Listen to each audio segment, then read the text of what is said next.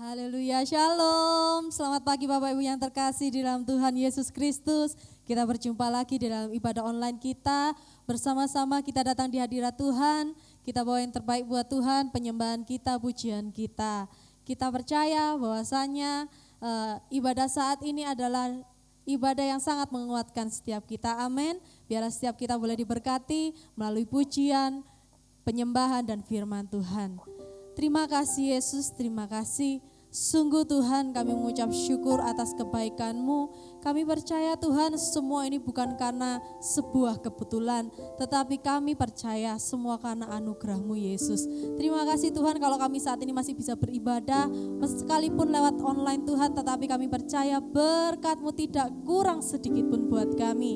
Sungguh kami mengucap syukur karena itu Tuhan. Kami tinggikan Engkau Tuhan melalui pujian penyembahan kami, dan kami terima setiap berkat-Mu melalui kebenaran firman-Mu. Terima kasih Yesus, terima kasih Tuhan. Haleluya. Terima kasih Yesus.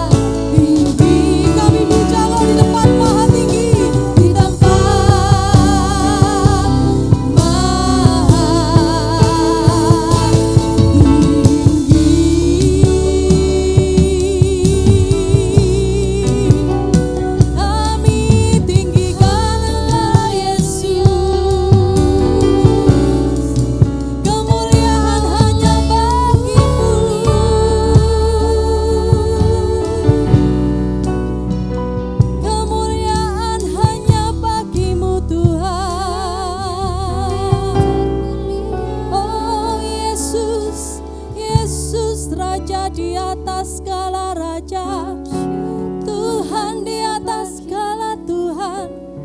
Kami tinggikan Engkau, kami agungkan namamu Yesus.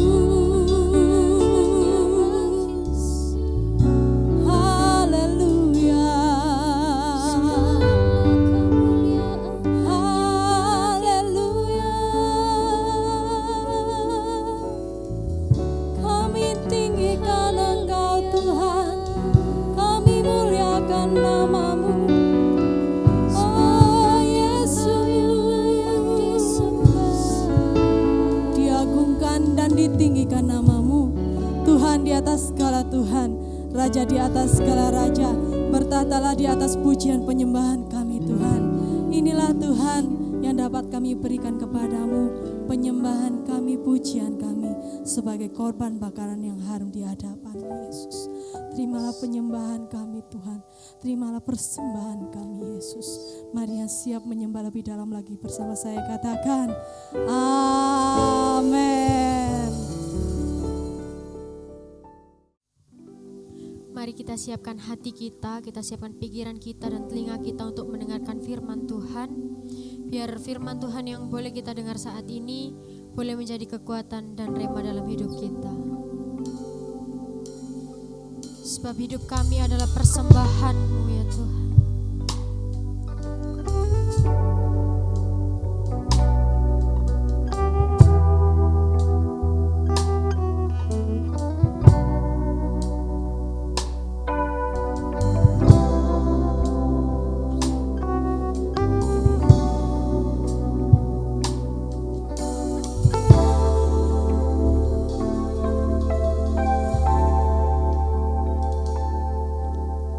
Pujian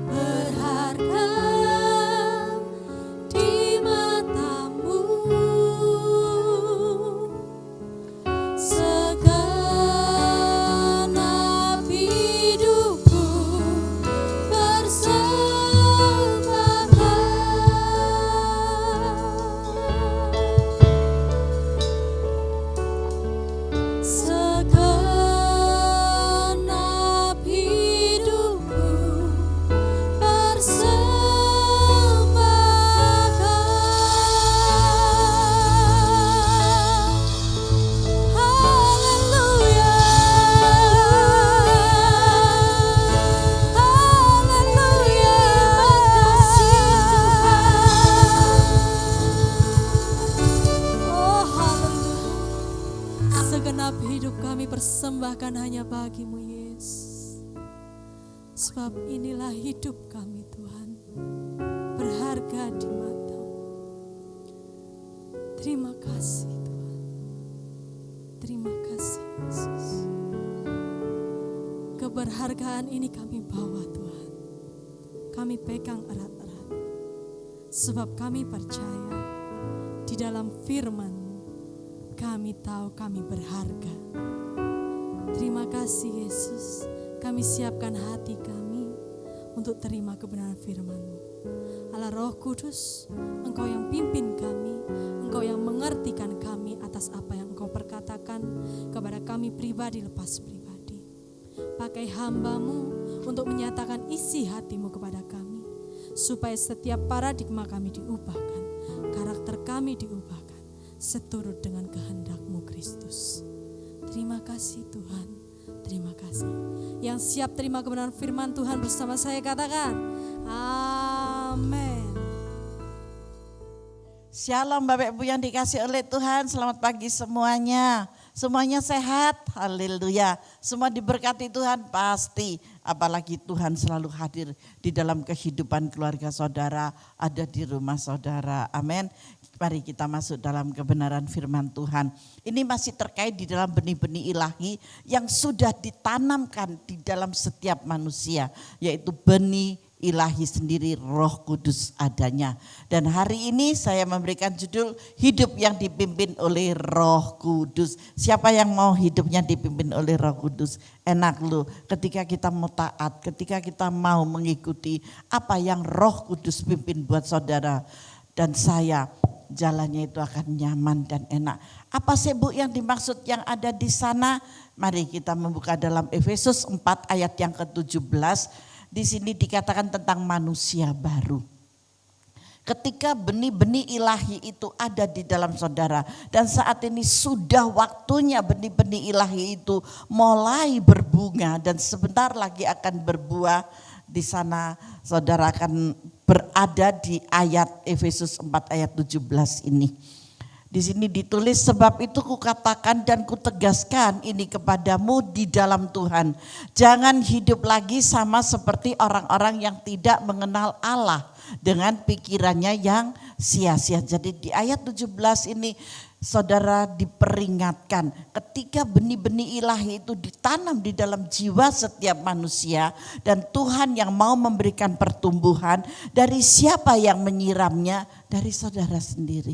Ketika saudara menyirami, disirami dengan apa? Dengan kewaspadaan. Disirami dengan satu pengertian. Kegelapan-kegelapan yang ada dibuang, disinari dengan pikiran yang terang, disinari dengan hati yang terang, maka akan muncul, akan timbul, yaitu akan lahir, yaitu buah-buah yang manis. Ayat 18 dikatakan, dan pengertiannya yang gelap jauh dari hidup persekutuan dengan Allah, karena kebodohan yang ada di dalam mereka dan karena kedegilan hati mereka ini dibuang semuanya. Ketika kita ada di dalam benih-benih ilahi yang sudah mulai bertumbuh, mulai berbunga, nanti akhirnya akan berbuah, kita membuang di ayat 18. Kita lingkari di ayat yang ke-17 karena saudara dan saya, kita semua diperingatkan di dalam ayat ini. Dan ayat berikutnya saya mengambil pokok-pokok saja. Di sini sampai ayat 32 saudara bisa membacanya nanti ya, malam ataupun sore atau siang terserah deh, diulang-ulang tentang manusia baru ini. Di sini saudara akan mendapatkan satu pengertian yang luar biasa.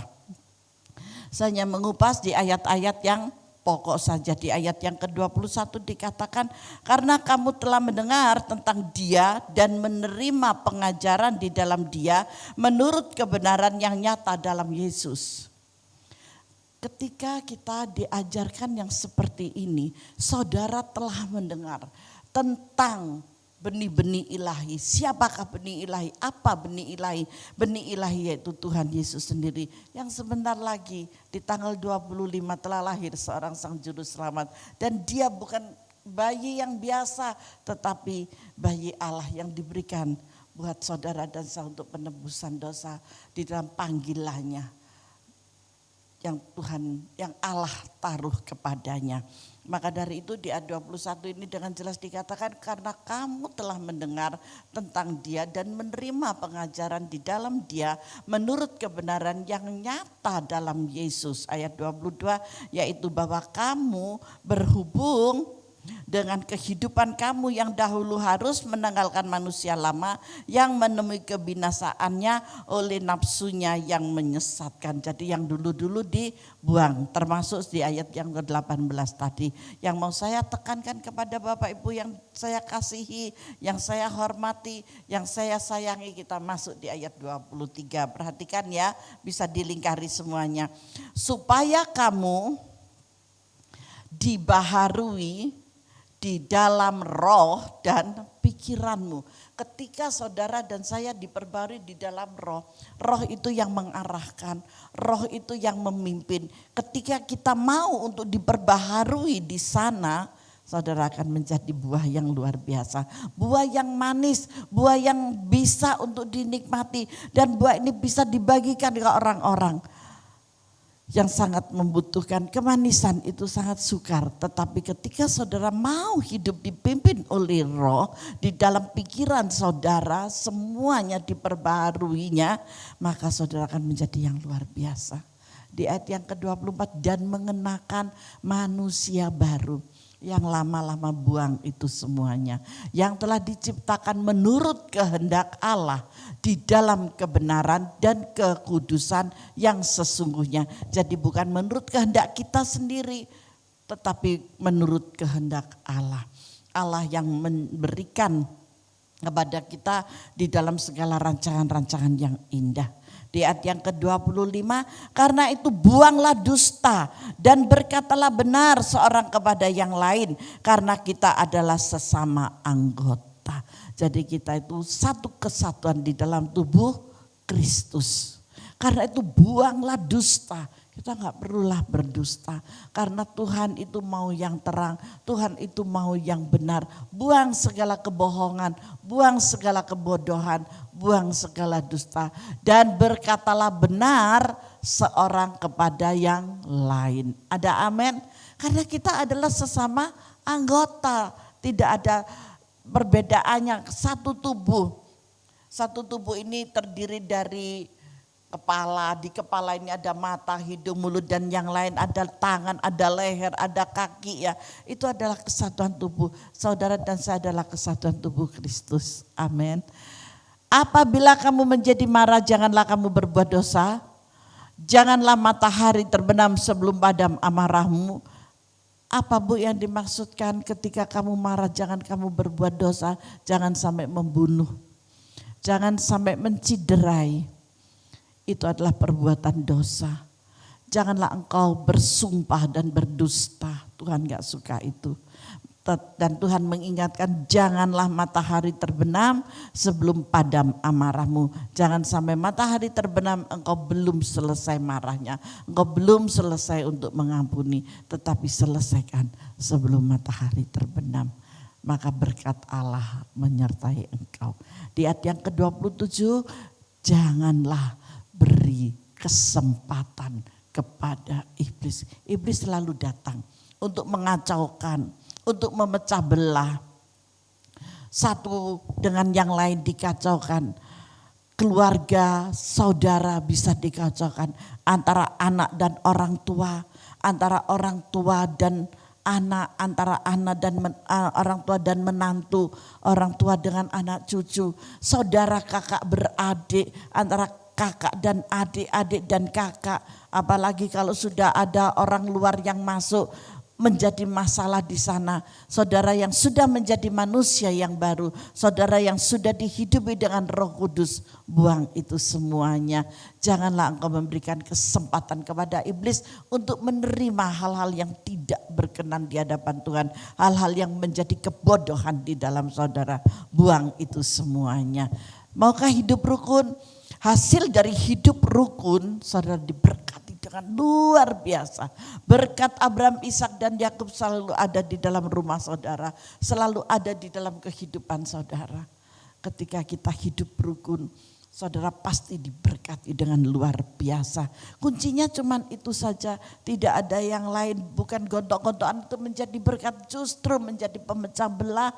Dan saudara mulai tidak akur dengan keluarga, mulai berpisah satu sama yang lain, hanya kesalahpahaman, kedengkian, kemarahan, kedengkian ya, terus dendam. Wah, ini sudah mulai menjalar sampai ke tulang-tulang. Akhirnya apa? Akhirnya akan menjadi penyakit yang tidak bisa disembuhkan. Yaitu apa? Berbuat dosa, saling membunuh perasaan masing-masing, membunuh pikiran masing-masing, salah paham jadinya. Mari kita menjadi berkat. Amin.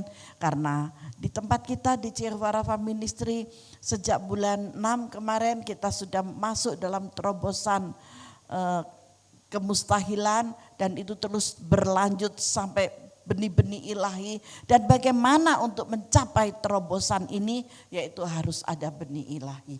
Bagaimana benih ilahi? Ya ini benih ilahi. Amin. Bapak Ibu paham dengan apa yang saya sampaikan?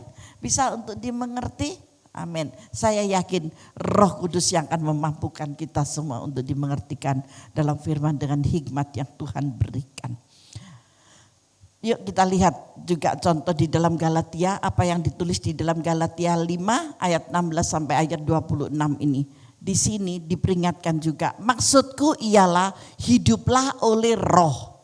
Maka saudara tidak akan menuruti keinginan daging. Kalau saudara mau hidup di dalam roh, saudara gak akan mengikuti keinginan daging. Apa sih keinginan daging itu? Keinginan daging itu hawa nafsu, pemecah belah, seperti kita memberikan kesempatan kepada iblis.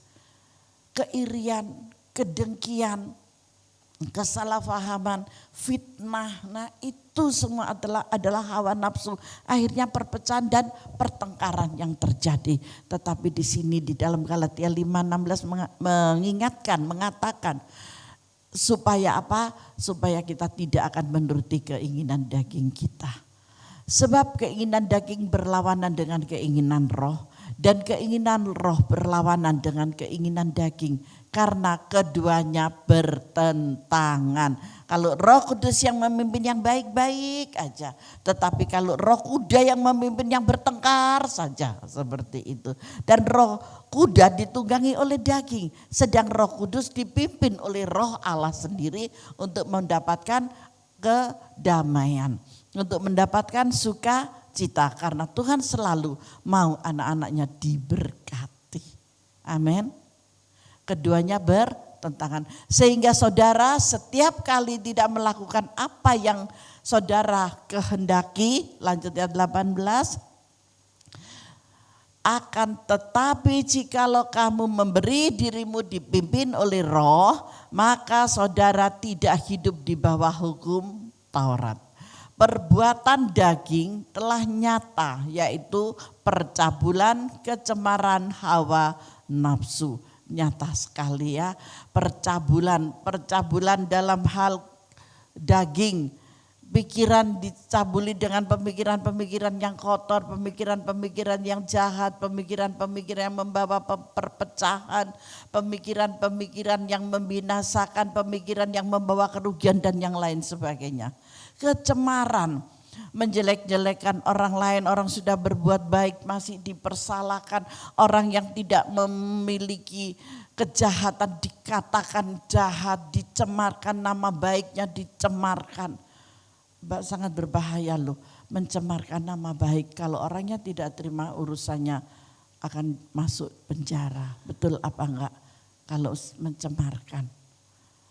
Itu semua adalah hawa nafsu. Nafsu apa?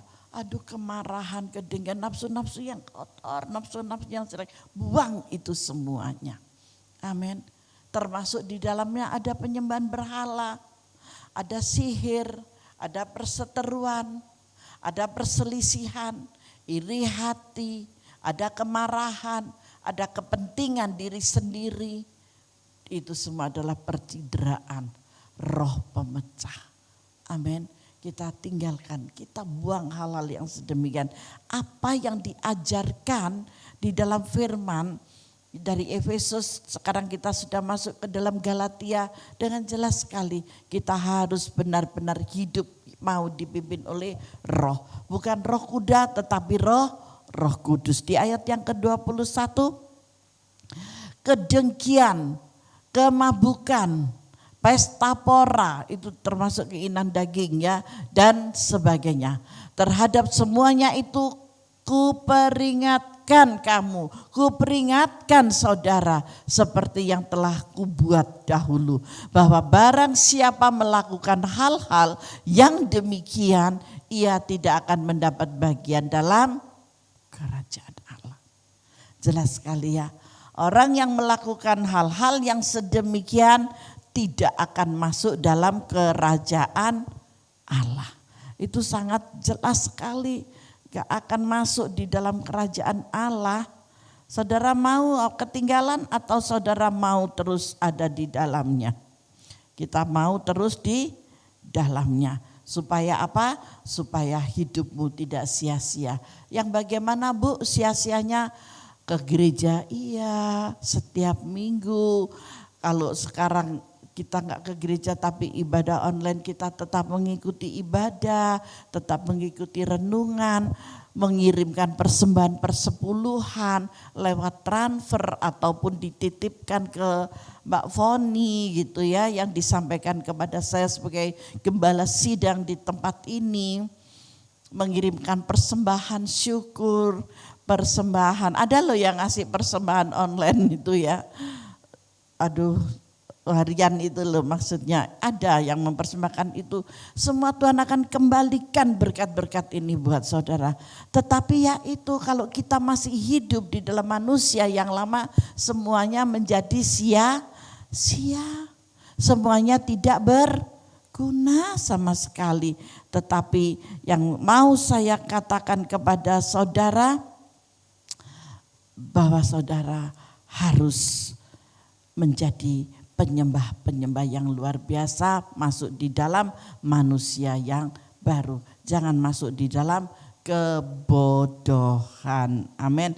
Karena jelas sekali bahwa hal-hal yang demikian ia tidak akan mendapat bagian dalam kerajaan Allah. Sayangkan dengan semua yang saudara sudah lakukan, menyembah, memberikan ucapan syukur, pujian dan penyembahan, mengikuti ibadah online dan selalu aktif di dalam pembacaan firman, minta hikmat Tuhan, mengikuti begitu banyak sekali di YouTube itu semua diikutin, dari gereja manapun diikutin, dari hamba-hamba Tuhan manapun diikutin, sampai semalaman banyak yang tidak tidur dari pagi sampai pagi, dari pagi sampai pagi, hanya karena mengikuti online dari gereja-gereja yang lain. Sayang dong kalau kita tetap menjadi manusia yang lama, buang manusia yang lama, kita masuk di dalam dimensi manusia yang baru yang mau dipimpin oleh Roh Kudus. Sehingga apa? Sehingga di ayat yang ke-21 tadi dengan jelas, ia tidak akan mendapat bagian dalam kerajaan Allah. Amin.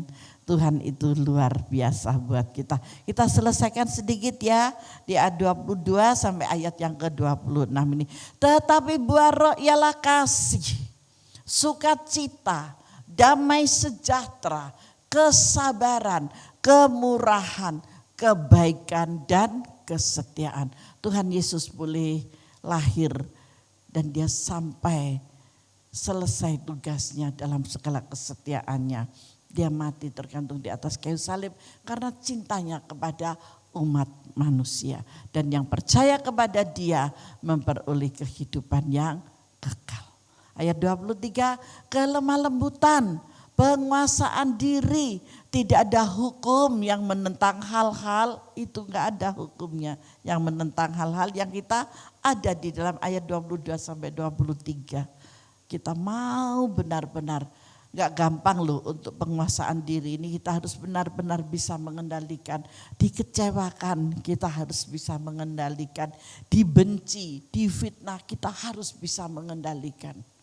Ada amin.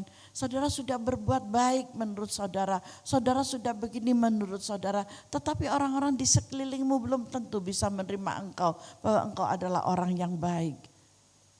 Bisakah kita memberikan penguasaan diri? Saudara tetap difitnah, saudara tetap dituduh yang tidak baik. Mari kita belajar ada penguasaan diri. Amin. Tetap hadapi dengan segala kelemah lembutan, dengan senyum yang diberikan air mata sukacita. Percayalah, setiap tetesan air matamu Tuhan akan rangkai menjadi permata yang indah. Kita harus bisa. Amin. Lanjut ya 24. Barang siapa menjadi milik Kristus, ia telah menyalibkan daging dengan segala hawa nafsu dan keinginannya. Termasuk keinginan-keinginan yang marah tadi.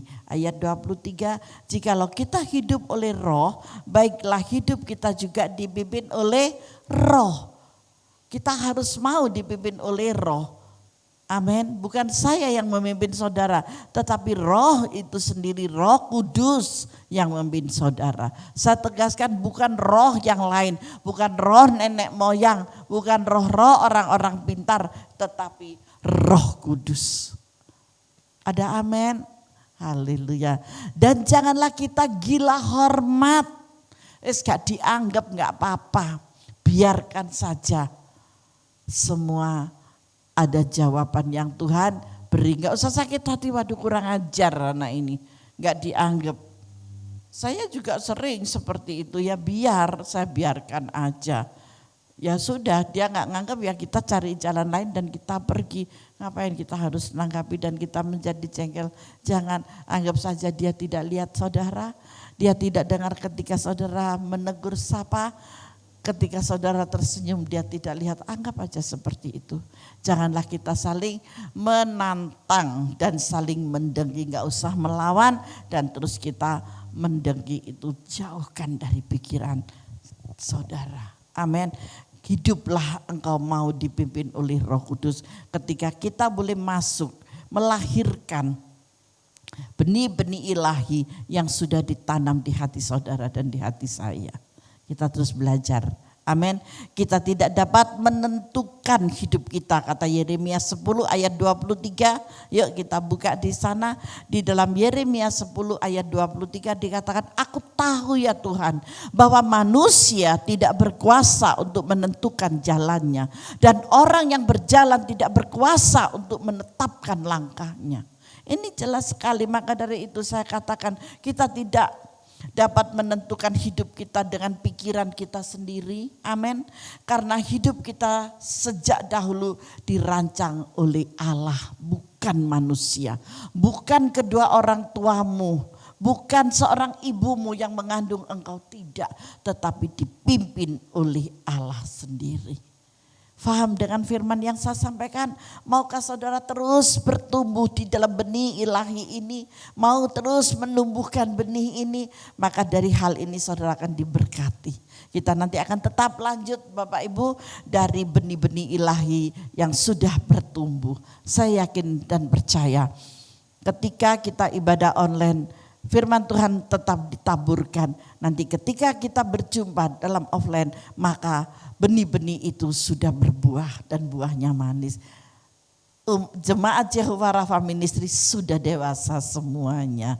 Amin. Berikan kemuliaan bagi Tuhan. Mari kita siap diri kita mau untuk dipimpin oleh Roh Kudus. Jangan mau dipimpin oleh roh kuda, tetapi mari kita mau untuk dipimpin oleh Roh Kudus. Haleluya, Tuhan Yesus memberkati kita semuanya. Tundukkan kepala dan kita masuk di dalam doa. Bapa, kami bersyukur buat kebenaran firman-Mu yang luar biasa, yang memberikan pimpinan, tuntunan, arahan, pengertian kepada setiap kami, umat-Mu, jemaat-Mu, sahabat-Mu, anak-anak-Mu ini Bapa. Hamba yakin dan percaya ketika kami nanti berjumpa di dalam ibadah offline, maka semua anak-anak-Mu sudah berbuah dan buah itu manis dan bisa dinikmati oleh banyak orang.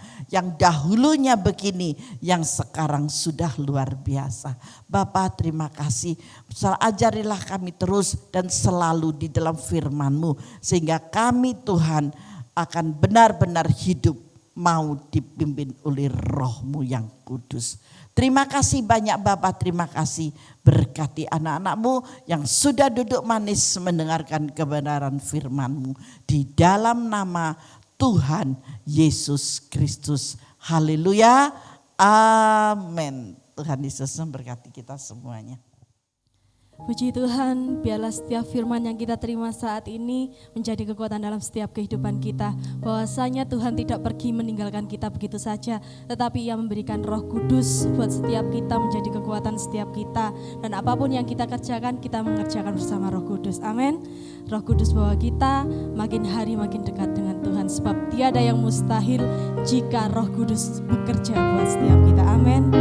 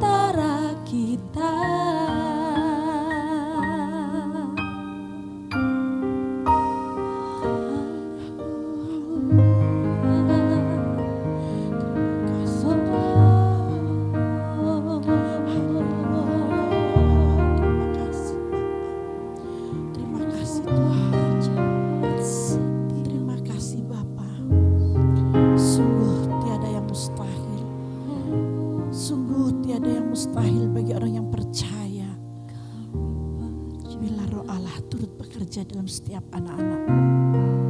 Terima kasih Bapa, terima kasih. Kami bersyukur Kau selalu hadir di dalam setiap kehidupan kami. Kau selalu ada di dalam rumah kami Bapa. Dan Kau datang tidak dengan tangan yang hampa, tetapi Kau datang memberkati kami semuanya. Berkeluarga Kau berkati.